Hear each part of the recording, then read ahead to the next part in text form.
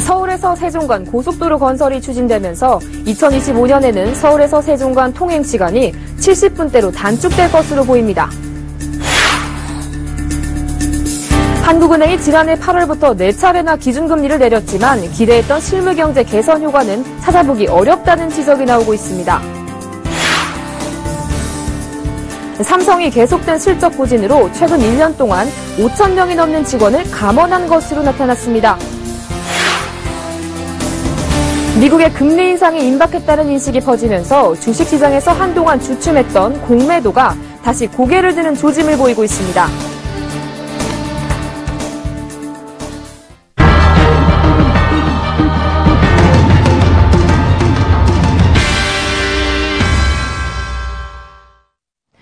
여러분 안녕하십니까? 19일 목요일 생경제연장 오늘의 주요 뉴스입니다. 제2경부고속도로 대신 서울에서 세종 간 고속도로가 건설됩니다. 내년 말 공사에 들어가 2025년에는 완전 개통될 예정입니다. 양한나 기자가 전합니다. 정부는 오늘 제22차 경제관계 장관회의를 열고 서울 세종 고속도로의 건설 추진을 결정했습니다. 경부 중부고속도로의 교통정체와 위례, 동탄, 세종시의 인구 유입에 따른 혼잡을 줄이기 위해서입니다.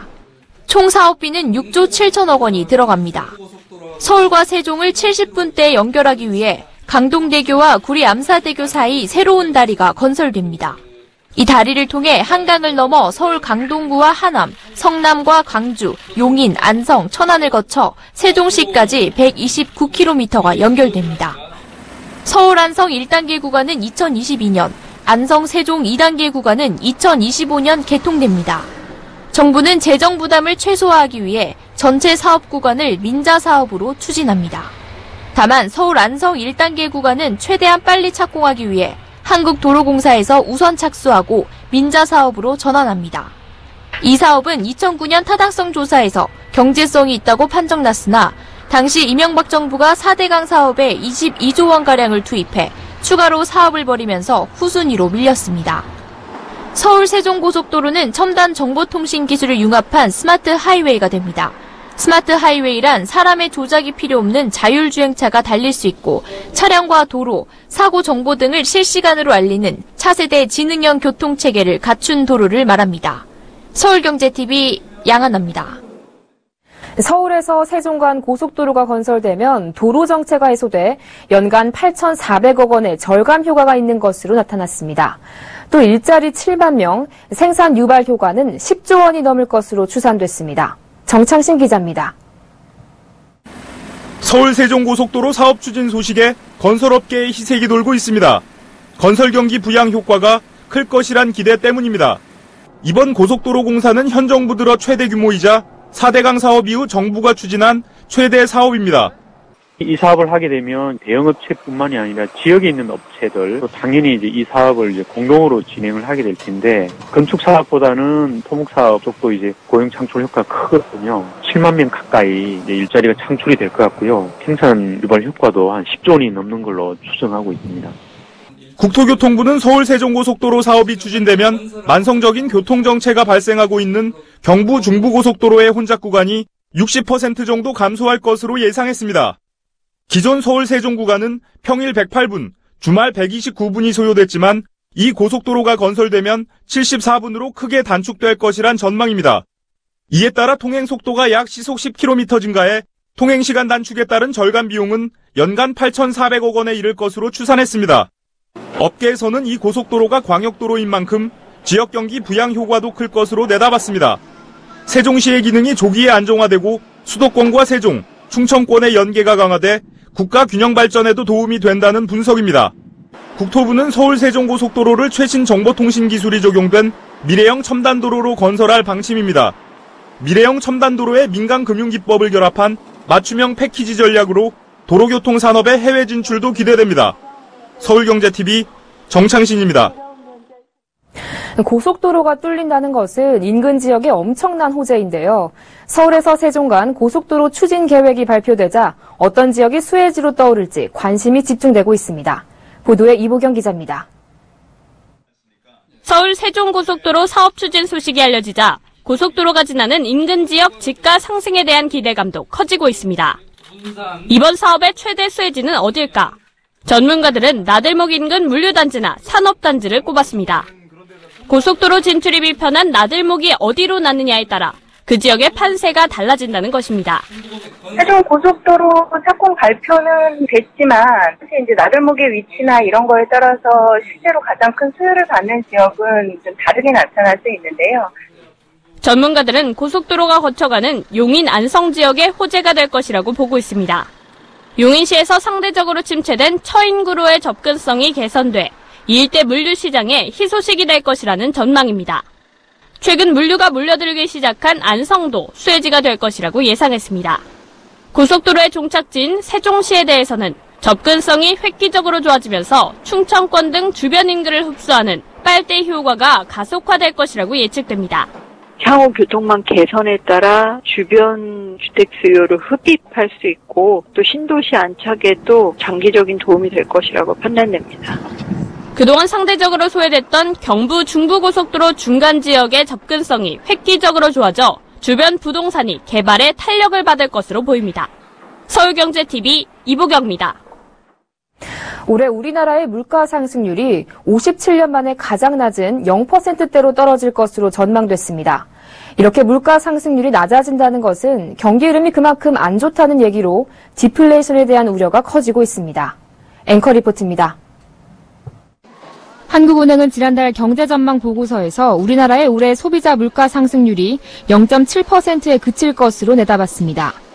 한국투자증권은 이보다 낮은 0.6%를, 교보증권은 0.7%를 전망했습니다.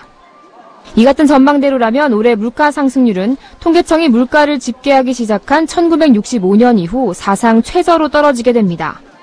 한국의 소비자 물가 상승률이 0%대를 기록한 때는 구제금융위기에 따른 극심한 경기 침체 여파로 0.8%를 기록했던 1999년 이후 단 한 번도 없었습니다. 통계청에 따르면 2000년부터 지난해까지 15년간 평균 상승률은 2.9%로 지난 2013년과 2014년에는 2년 연속 1.3%를 기록했습니다. 그런데 올해 10월까지 소비자 물가 상승률은 저유가 등의 영향으로 0.6%로 뚝 떨어졌습니다. 이마저도 정부가 올해 초부터 한 갑당 2,500원 하던 담뱃값을 4,500원으로 올리면서 소비자 물가 상승률을 0.58%포인트 끌어올렸다는 점을 감안하면 사실상 상승률은 0%에 가깝습니다. 초저물가의 디플레이션에 대한 우려가 커지고 있습니다. 하지만 일각에서는 0%대 물가 상승률은 저유가에 따른 일시적인 현상으로 디플레이션 우려는 지나치다고 반박하고 있습니다. 서울경제TV 정한입니다. 한국은행이 지난해 8월 이후 4차례나 기준금리 인하를 단행했죠. 하지만 그 효과를 놓고 아직도 물음표가 적지 않습니다. 조주희 기자가 보도합니다. 통화정책의 핵심인 기준금리 조정. 기준금리 조정은 금융시장과 실물경제에 시차를 두고 영향을 주고 특히 금융시장에선 비교적 빠르고 뚜렷한 효과가 나타납니다. 한국은행은 작년 8월부터 올해 6월까지 4차례 단행한 기준금리 인하가 내수 회복을 뒷받침할 수준이라고 긍정적으로 평가했습니다. 하지만 최근에 시중금리는 다소 괴리를 보이고 있습니다. 연 2% 중반까지 내렸던 담보대출 금리가 지난 9월부터 오름세로 돌아서는 것이 대표적인 사례입니다. 미국이 12월에 금리를 인상할 것이라는 전망이 확산됐기 때문으로 분석됩니다. 일반적으로 기준금리가 떨어지면 시중금리 하락, 자산가격 상승, 통화팽창 현상 등이 어우러져 기업 투자와 가계 소비가 늘어날 것으로 기대됩니다. 원화 가치가 떨어져 수출이 늘어나는 효과도 생깁니다. 그러나 실물 경제에서 이를 체감하기가 쉽지 않은 게 현실입니다. 저금리 기조로 유동성 공급이 확대될 환경은 조성됐지만 기업들이 수출 부진의 늪에서 헤어나지 못하고 있고 청년 실업률은 여전히 심각하다는 지적입니다. 전문가들은 기업들이 투자를 망설이는 것은 결국 금리의 문제가 아니라 미래에 대한 전망이 불확실하기 때문이라고 진단합니다. 소비와 설비 투자에 큰 영향을 끼치지는 않는 것 같고요. 그리고 건설 투자에는 영향을 끼치는데 문제는 그게 동전의 양면으로 가계부채 증가를 수반해요. 한국은행은 이에 대해 기준금리 인하에 따른 실물경제 개선 효과가 어떻게 나타날지 좀 더 시간을 갖고 지켜봐달라는 입장입니다. 서울경제TV 조주희입니다. 삼성이 최근 1년 동안 5천 명이 넘는 직원을 감원한 것으로 나타났습니다. 지속적인 실적 부진이 대규모 구조조정의 원인이 됐습니다. 박원정 기자입니다. 전자공시 시스템에 따르면 삼성전자를 비롯해 제일모직과 삼성물산의 합병으로 탄생한 통합 삼성물산 등 삼성 주요 계열사 13곳에서 적게는 수백 명에서 많게는 1,000명 이상이 최근 1년 새 회사를 떠났습니다. 소위 주력 계열사로 분류되는 곳에서만 전체의 2.5%가 넘는 5,700명이 옷을 벗은 것입니다. 가장 많이 퇴직한 곳은 스마트폰 사업 부진의 직격탄을 맞은 삼성전자와 삼성디스플레이입니다. 삼성그룹의 핵심 계열사인 삼성전자의 임직원 수는 지난해 3분기 기준 99,556명에서 올해 3분기 98,557명으로 1,000명가량 줄었습니다. 삼성전자로부터 2012년 분사된 삼성디스플레이 역시 같은 기간 26,938명에서 25,599명으로 1,400명가량 감소했습니다. 2013년 3분기 삼성전자 IM 부분은 영업이익이 10조 원을 넘었으나 2014년 1분기 8조 4,900억 원, 2분기 7조 1,900억 원에 이어 3분기 4조 600억 원으로 급감, 전체 실적 부진의 원인이 됐습니다. 큰형인 삼성전자의 부진은 삼성전기와 삼성 SDI 등 다른 전자계열사의 실적 부진으로 이어져 삼성전기가 1년 새 814명, 삼성 SDI가 687명의 인력을 줄였습니다. 지난 3분기 1조 원이 넘는 영업 손실이라는 어닝 쇼크를 경험한 삼성 엔지니어링에서 1년간 700명이 넘는 직원이 퇴사했습니다. 삼성 SDS 214명, 삼성카드 141명, 삼성증권 56명, 삼성생명 51명, 제일기획 28명 등 주력 계열사 대부분도 1년 전에 비해 직원 수가 감소했습니다. 일각에서는 이 같은 구조조정이 시작에 불과하다는 분석도 나옵니다. 서울경제TV 박원정입니다.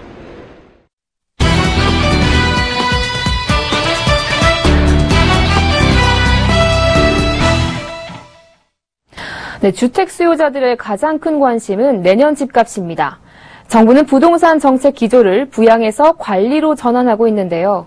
내년부터는 가계부채 관리 방안이 시행돼 대출 시 원리금 균등 상환을 해야 하고 은행들은 변동금리 주택담보대출을 취급할 때 스트레스 DTI를 적용할 예정입니다. 주택금융이 더 깐깐해진다는 것인데요. 자세한 이야기 박원갑 KB국민은행 부동산 수석전문위원과 전화 연결해 내년 집값 전망에 대해서 알아보겠습니다. 네, 박 의원님, 전세난이 심화하면서 무주택 수요자들은 힘든 한 해를 보냈습니다. 다행히 최근 3주간 전세값은 상승폭이 다소 둔화된 모습을 보이고 있는데요. 내년 전세값은 어떨 것으로 보십니까? 전반적으로 극심한 전세난이 재현될 가능성은 낮아 보입니다. 하지만 전세난은 당분간 지속될 수밖에 없는 구조인데요. 당장 내년에 아파트 입주 물량이 크게 늘어나지 않는 구조입니다. 내년에 전국 아파트 입주 예정 물량은 올해보다 한 4% 정도 늘어나는 건데요.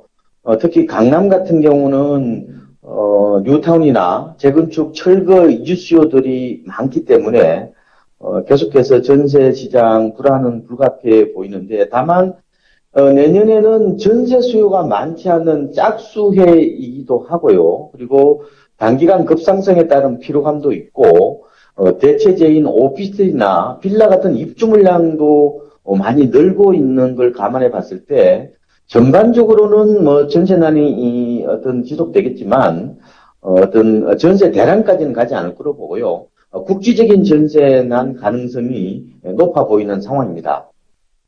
네, 정부는 그동안 다양한 부동산 대책들을 내놨는데요. 효과가 있다고 보십니까? 지금 전반적으로 정부가 전월세 시장을 안정시키기 위해서 각종 대안들이 나왔습니다. 전세로만 쏠리는 세입자들을 매매 시장으로 이동시키기 위해서 각종 세금이나 금융 지원들이 이루어졌고 실제로 그렇게 돼서 세입자들이 매매 시장으로 많이 이동을 하면서 거래량이 크게 는 것은 사실이고요. 그리고 도시형 생활주택이라든지 뭐 행복주택이나 뉴스테이 같은 뭐 기업형 주택들도 이제 본격적으로 들어서고 있습니다. 하지만 그럼에도 불구하고 전세 가격 불안은 계속되고 있는데 이거는 전세 시장에 다소 구조적인 어떤 특성이 있기 때문이 아닌가 생각이 드는데요. 세입자들이 집을 사는 속도보다는 집주인이 전세로 바꾸는 전세에서 월세로 바꾸는 속도가 훨씬 더 빠르는, 말하자면은 이 속도 차이에서 전세 시장이 다소 구조적 불안 상황이기 때문에 전세 시장 불안은 계속되고 있는 상황입니다. 네, 올해는 또 건설사들이 이 분양 물량을 대거 공급하면서 분양 시장의 열기가 참 뜨거웠는데요. 어떻게 내년에도 이어질 것으로 보십니까? 분양 시장 열기는 내년에도 계속될 가능성이 커 보입니다. 일단은 정부의 가계부채 관리 방안 대상에서 이 분양 시장은 포함이 안 되기 때문이기도 하고요. 청약 규제 완화로 수요자들이 기존 아파트보다는 신규 분양 쪽에 더 관심을 많이 갖고 있고, 새 집을 이왕이면은 장만하겠다 그런 생각들도 많이 가지고 있습니다. 그리고 단기 전매 차익을 노리는 수요들도 계속 나타나고 있는 상황을 봤을 때 내년에는 분양 시장이 이 매매 시장을 이끌어가는 형태가 될 것으로 보이고요. 아마도 일부 지역에서는 모델하우스에는 사람이 많이 몰리고 중개업소에서는 이제 파리만 날리는 그런 시장의 착시 현상도 강하게 나타나지 않을까 생각이 듭니다. 특히 이 수도권과 달리 지방 같은 경우는 분양시장 올해는 굉장히 좋았지만 내년부터는 다소 이 청약률이나 계약률이 다소 하락하지 않을까 예상이 됩니다. 네, 뿐만 아니라 수익형 부동산 시장의 열기도 참 뜨거웠는데요. 내년 전망은 어떻습니까? 수익형 부동산 같은 경우 이제 대표성을 띠고 있는 게 상가 같은 경우죠. 근데 상가는 베이비 부모의 은퇴 이로 인해서 안정적인 임대 소유익에 대한 기대가 늘어납니다. 이런 점을 감안해 봤을 때 내년에도 전반적으로는 활기를 띨 것으로 예상이 됩니다. 다만 이 공급이 이제 국지적으로 좀 과잉이라는 점, 그리고 가격 급상승에 따른 이런 임대 수익의 어떤 하락, 이런 부분들은 복병으로 볼 수가 있을 것 같고요. 그리고 만약 미국의 금리가 올라간다면은 대출 금리도 약간이나마 오를 가능성이 있기 때문에 수요를 둔화시키는 요인으로 작용할 것으로 예상이 됩니다. 그래서 전반적으로 아마 투자를 하는 분들이 이런 유동인구가 많거나 아니면 역세권이나 이런 먹자골목 쪽으로 아마 수요자들이 더 많이 몰리지 않을까 생각이 들고요. 다만 또 다른 더 수익형 상품이라 할 수 있는 도시형 생활주택이나 빌라 같은 경우는 그동안에 공급이 너무 많아서 공실이 또 생길 수가 있기 때문에 전반적으로 올해보다는 다소 열기가 낮아지지 않을까 예상이 됩니다. 그렇군요. 박 의원님, 끝으로 내년 집값은 어떤 흐름을 보일 것으로 보십니까? 전반적으로 내년에도 수도권을 중심으로 강보합세를 이어갈 것으로 예상이 되고요. 전세난으로 세입자들이 매매 시장에 아무래도 관심을 많이 갖고 있고, 그런데 가격 상승률이나 거래량 증가율은 올해보다는 다소 떨어지지 않을까 생각이 듭니다. 그동안도 집값이 제법 올랐고, 또 금리 인상 가능성, 그리고 정부의 가계부채 어떤 종합대책이 시행된다든지 여러 그런 변수들이 있기 때문에 올해보다는 매매시장 활기는 좀 떨어지지 않을까. 하지만 마이너스나 이렇게 보기보다는 강보합세 정도로 보면 되지 않을까 생각이 듭니다. 다만 지방 같은 경우는 그동안 너무 많이 올랐고 공급도 많이 되고 있기 때문에 상승 사이클의 거의 정점에 도달하거나 아니면 도달할 가능성이 있기 때문에 조금은 주의가 필요한 것 같습니다. 네, 지금까지 내년 집값 전망에 대해서 박원갑 KB국민은행 부동산 수석 전문위원과 함께했습니다. 위원님, 오늘 말씀 잘 들었습니다. 고맙습니다. 네, 고맙습니다.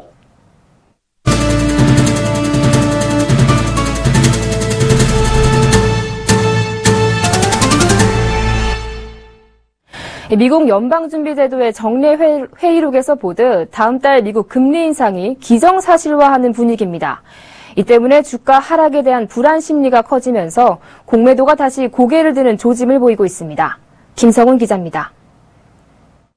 지난 8월 사상 최대치를 기록한 이후 한동안 잦아들던 공매도가 다시 늘어나는 추세입니다. 다음 달 미국 금리 인상 가능성이 커지면서 불안 심리가 고조되자 하락장에 베팅하는 공매도가 길을 펴는 모양새입니다. 지난 8월 하루 평균 공매도 금액은 공매도 현황을 집계하기 시작한 2008년 6월 이후 최대 규모인 4,890억 원에 달했습니다. 이후 9월로 넘어오면서 20% 가까이 감소했고 지난달에도 3,450억 원으로 전월보다 12.51% 줄었습니다. 하지만 이달 들어 코스피와 코스닥 시장의 하루 평균 공매도 금액은 3,460억 원으로 소폭이나마 늘어났습니다. 공매도란 주가 하락이 예상되는 주식을 빌려서 판 뒤 싼 가격에 다시 사들여 되갚는 방식으로 차익을 얻는 투자 기법입니다. 때문에 공매도가 늘어났다는 것은 시장을 부정적으로 전망하는 투자자가 많아졌다는 의미로 해석됩니다. 시장이 아무래도 이제 미국 금리 인상 리스크에다가 이제 여전한 글로벌 경기에 대한 어떤 불안들, 거기에 내부적으로는 이제 실적이라든지 그리고 어떤 수급적인 불안들이 계속되다 보니까 마땅히 이제 어떤 기대감보다는 좀 우려가 크게 부각된 영향이다. 그렇기 때문에 이제 외국인이나 기관 투자자들 경우에 어떤 종목별, 어떤 롱숏, 페어 트레이딩 쪽에서 어떤 이런 공매도가 연유하고 있다. 이렇게 해석을 해볼 수 있을 것 같습니다. 올해 공매도 세력의 최대 공격 대상은 호텔신라로 나타났습니다. 금융정보 제공업체 FN가이드에 따르면 호텔신라는 연간 누적 거래 대금 대비 공매도액이 17.11%에 달했습니다. 서울경제TV 김성훈입니다. 단기 부동자금이 사상 처음으로 900조 원을 넘어섰습니다. 저금리로 시중에 돈은 많이 풀렸지만 투자를 통한 선순환이 이뤄지지 못하고 있고 또 최근 미국의 금리 인상을 앞두고 시장의 불확실성이 커지고 있기 때문입니다. 한국은행과 금융투자협회에 따르면 지난 9월 말 현재 단기 부동자금은 약 921조 8천억 원으로 사상 최대를 기록했습니다. 1년 전보다 무려 21%나 증가했습니다.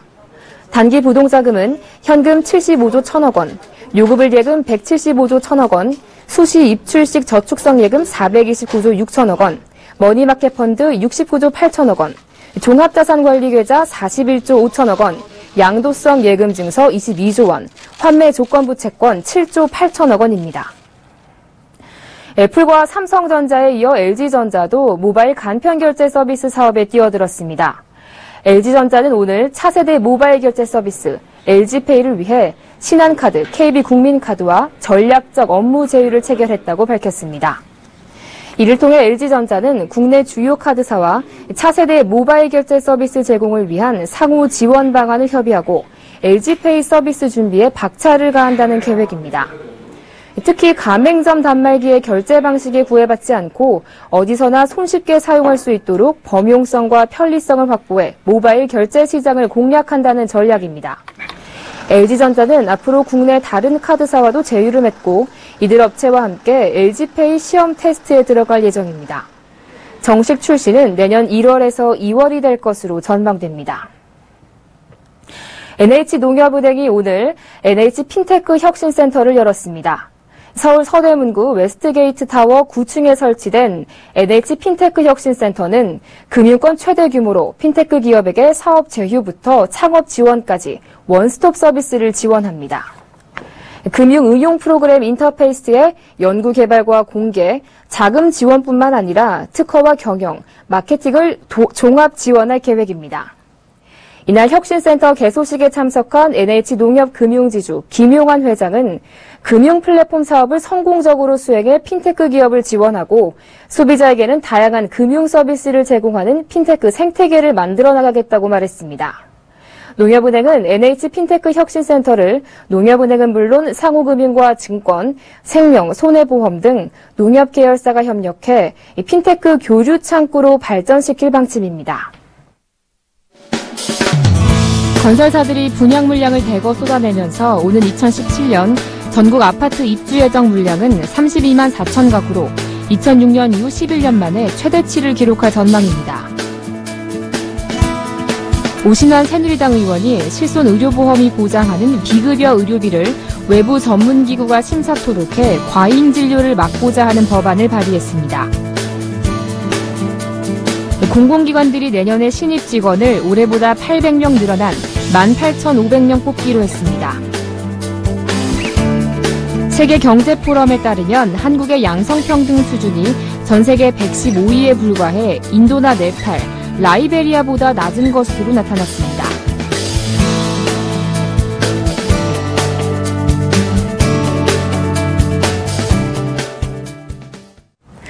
네, 어느덧 가을도 끝자락에 왔습니다. 오늘 종일 하늘이 흐리고 쌀쌀했는데요. 밤부터 다시 전국에 비가 내린다고 합니다. 퇴근길에 우산 챙기시기 바랍니다. 생경제 현장 여기서 마칩니다. 시청해주신 여러분 고맙습니다.